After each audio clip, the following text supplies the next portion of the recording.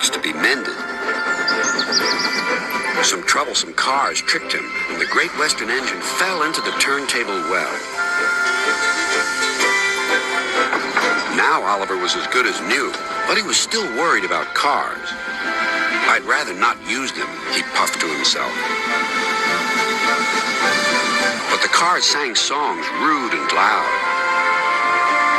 Scruffy, their leader, led the chorus. Oliver's no use at all, thinks he's very clever, says that he can manage us, that's the best joke ever. When he orders us about with the greatest folly, we just push him down the well. Pop goes old Ollie. Thomas, Duck, and Percy were shocked.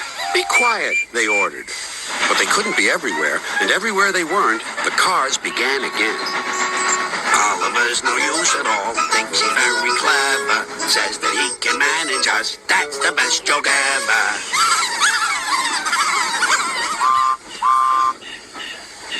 At last, the engines gave up. We're sorry, Oliver, they said. It's really my fault, said Oliver sadly. I shouldn't have fallen in the turntable well. Toad, the brake van, felt sorry for Oliver, too. Next morning, he spoke to Douglas. I'm worried, Mr. Douglas. This disrespect for engines, where's it going to end? Who knows, sighed Douglas. I've got a plan, Mr. Douglas. May I stay here today and help Mr. Oliver? We are both Great Western and must stand together. Certainly, Toad, replied Douglas and puffed away. Soon Toad was explaining his plan. Goodness gracious, Toad, I don't think you should suggest such a thing to Oliver. But Oliver interrupted. No, Duck, Toad's right. It's really my fault. I must put this trouble right. I meant no disrespect, you understand. Of course not, Toad. Anyway, driver says the same, and he's arranged it with the station master. Very well, Oliver, conceded Duck, but I must hurry. My passengers will be waiting. Good luck. So long, smiled Oliver bravely, but he felt dreadfully nervous inside. Oliver marshaled the worst cars 2 by 2. That's the way, Mr. Oliver, whispered Toad. And if you leave that scruffy till last, then you'll have him behind you, and you can bump him if he starts his nonsense.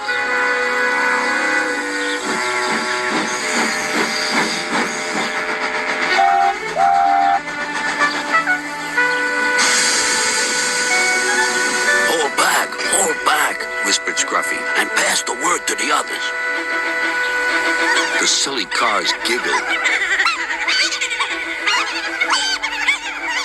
But Oliver knew what to do. There was plenty of sand on the rails, and his wheels gripped splendidly. He gave a great heave. Groaned Scruffy. I don't like this. Go on, yelled Duck. Well done, boy, well done. Oh! Wailed Scruffy. I'm coming apart!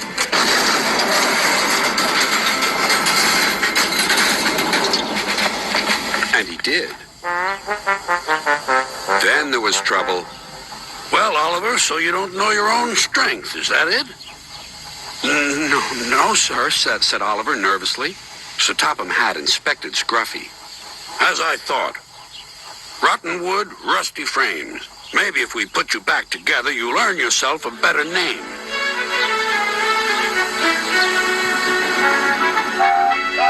Nowadays, Oliver only takes the cars when the other engines are busy. But they're always quick to warn each other. Take care with Mr. Oliver. If you play tricks on him, you'll never be the same car again. Scruffy has learned his lesson and says nothing at all.